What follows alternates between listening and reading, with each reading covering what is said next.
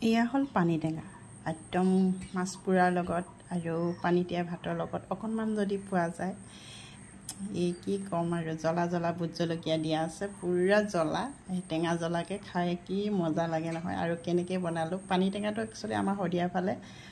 খলৈ বুলি কয় কিন্তু এতিয়া পানী টেঙা কয় যেতিয়া মই কৈছোঁ আৰু গৰম পানী দি কিনে গলাই লৈছোঁ হা এনেকৈ ধুনীয়াকৈ তাৰপাছত আৰু এইফালে থেকেৰাখিনি একদম ধুনীয়াকৈ উতলি আহি পূৰা গলি যাব লাগিব সিজিব লাগিব আৰু ঠিক আছে এইফালে মনতে ভাবিছোঁ আৰু কঠীয়া পাৰিব পোৱাহেঁতেন বৰষুণ দি আছে যে হয় নাই ন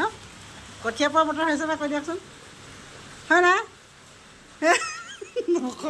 আজি এয়া ঢেকীয়াখিনি সিজিলে সিজাৰ পাছত এতিয়া ধুনীয়াকৈ মিহি কৰি লোৱা হৈছে একদম পূৰা মিহি কৰি কিনে ইয়াতে এতিয়া নিমখ দিয়া হৈ গৈছে এইখিনি এই বস্তুটো কিন্তু মোৰ মানুহজনে বনাই দিয়ে খুব ধুনীয়াকৈ ইয়া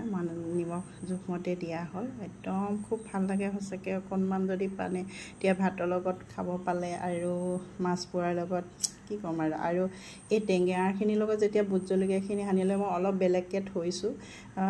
এনেই টেঙা জ্বলা টেঙাকৈ খাম বুলি ভাতৰ লগত অলপ এনেই বেলেগকৈ থোৱা হৈছে একদম কি ক'ম বহুত ধুনীয়া হয় খাবলৈ এনেকৈ বনাই খাব